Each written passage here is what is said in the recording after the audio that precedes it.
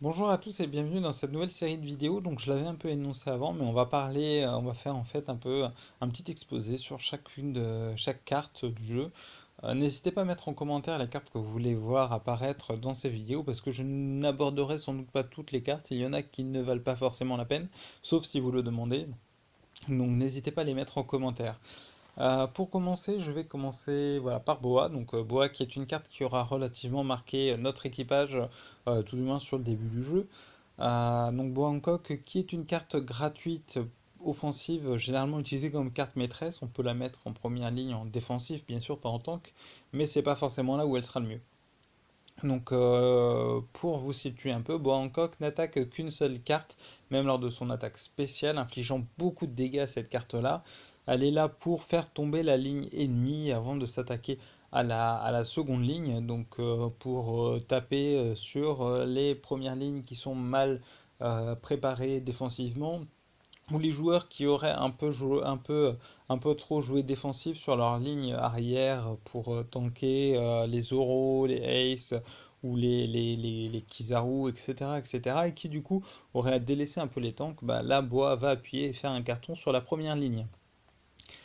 Donc pour cela, sachant qu'elle possède des équipements, si je ne me trompe pas, pénétration, résistance et esquive, on va lui mettre déjà au moins 2 à 3 gemmes de critique, dans le sens où, moi je dirais 3, mais 2 minimum, donc des grosses gemmes bien sûr, dans le sens où elle va devoir éliminer des tanks, bah, la première ligne, généralement des tanks, des gros sacs à PV qui ont des gemmes de vie, des gemmes de résistance et des gemmes de ténacité, enfin fait pour prendre les dégâts tout simplement, et en plus de ça, généralement, il y a un à deux soigneurs qui vont restaurer les PV au fur et à mesure du temps. Donc Boa doit être irréprochable au niveau offensif pour infliger des dégâts et essayer tout du moins de terminer la carte de la première ligne lors de son attaque spéciale en infligeant un coup critique avec beaucoup de dégâts.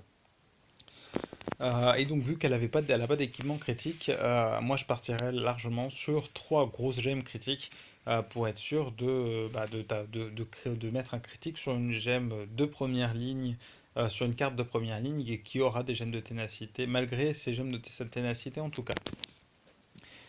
Derrière, je mettrai au niveau, on va partir un peu sur le défensif. Je mettrai au moins une gemme de vie sur Bois, une assez grosse gemme de vie, histoire qu'elle se fasse pas one shot par le premier Shanks et le premier AOE qui passe par là, et avec soit de la résistance ou soit de la ténacité. Moi, je partirais sur de la ténacité pour réduire les coups critiques, sachant qu'elle a un équipement augmentant sa résistance derrière qui va diminuer la pénétration. Après, vous pouvez partir sur les trois et il n'y a pas de souci. Faudra juste du coup enlever une gemme quelque part sur la compo. Donc derrière Boa Hancock, donc on a dit une gemme de vie et une gemme de ténacité ou de résistance. Plus 3 ça fait 5. Donc sur 9 il nous reste 4 gemmes à mettre. Personnellement, je mettrais deux bonnes gemmes de précision quand même parce que Boa Hancock, contrairement à Ace qui attaque 5 cartes, Boa Hancock n'en attaque qu'une. Donc si jamais sur Ace ou sur n'importe quel AOE il y a une ou deux cartes qui esquivent, c'est pas non plus dramatique parce que on inflige quand même enfin presque plus de la moitié des dégâts sur d'autres cartes. Boa Hancock, si jamais elle rate, c'est 100% de ses dégâts qui sont perdus concrètement. Et presque un tour, du coup, trois tours, un tour, en tout cas un tour de technique spéciale de perdu. Donc voilà, de la précision, et puis du coup le reste, deux gemmes de pénétration qui vont se cumuler à la critique pour être sûr d'infliger une quantité maximum de dégâts. Donc après c'est un exemple, si vous voulez le mettre un peu plus de défensif parce que votre bois tient moins a un peu de mal, bah vous enlevez un peu de pénétration ou vous vous arrangez. Moi, c'est juste une estimation, parce que je ne la joue pas non plus énormément, mais une estimation que je donnerais pour cette carte-là. Vous pouvez partir aussi au niveau de la défense sur une bonne grosse esquive.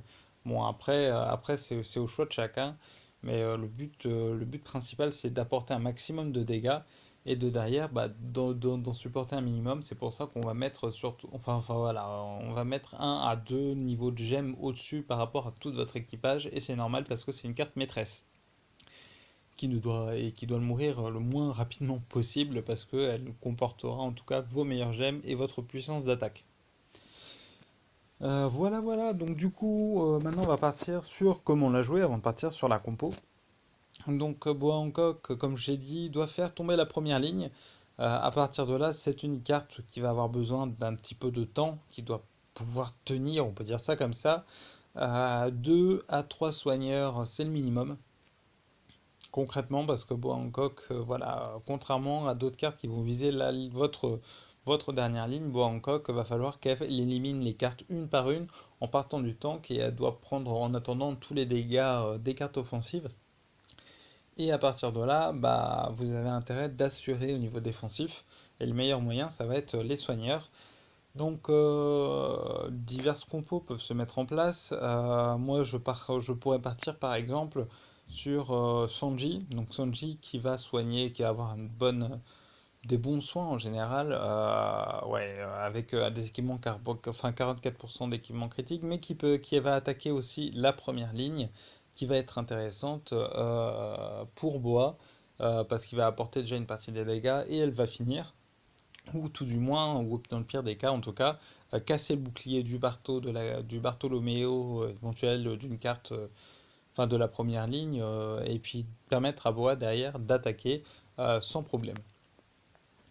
Donc on a dit Sanji, on a dit Boa, Chopper ou Ivankov, un deuxième soigneur mais avec du gros son, on peut dire ça comme ça. Ivankov qui peut éventuellement prendre aussi des dégâts, qui peut se mettre en première ligne. On peut prendre aussi Luffy. Luffy qui va pouvoir. Bon, Luffy n'est pas exceptionnel, mais il va apporter au niveau du destin de la précision à Boa, qui n'est pas inutile, on peut dire ça comme j'en ai parlé, qui n'est pas inutile. Peut-être du coup permettre de mettre une seule gemme de précision et de mettre de la résistance. Donc Luffy vous sera pas forcément utile dans la compo, sauf si vous le prenez avec deux soigneurs éventuellement, quand même. Mais par contre, il va avoir l'avantage, si jamais il y a un Bartholomé en face, de dégager en tout cas le bouclier sur la première ligne et permettre à Boa de tirer sans problème. Donc c'est une éventualité.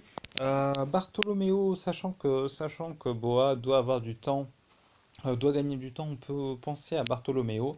Donc partir sur, j'essaie de réfléchir, hein, mais voilà, Ivan, Sanji, Bartholoméo, Boa Hancock, et il reste de la place pour une carte, donc éventuellement, pourquoi pas Luffy ou une autre carte offensive, mais à concentrer quand même les dégâts sur la première ligne.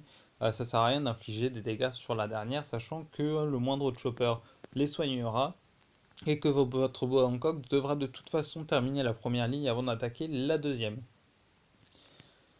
Voilà, voilà, si vous avez des questions sur Boa Hancock, n'hésitez pas, je pense avoir fait rapidement le tour. Si bah du coup pour la compo, comment est-ce que j'organiserais ça moi? Bah je partirais du coup sur éventuellement pour les premières mains Bartolomeo, Luffy, euh, Rien, Ivan, Sanji, Boa.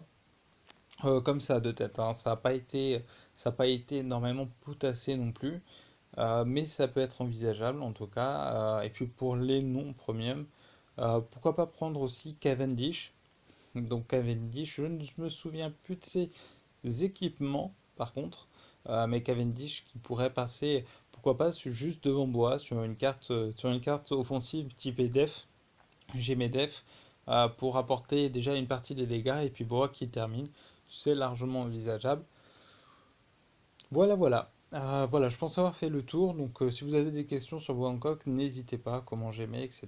Si vous la jouez et que vous voulez des renseignements ou parler de vos compos, si pour moi ça passe ou pas, mettez-les dans les commentaires. Et surtout, si jamais vous voulez voir une telle carte ou telle carte apparaître sur comment la jouer et comment la j'aimais, n'hésitez pas non plus à le mettre en commentaire. Bye!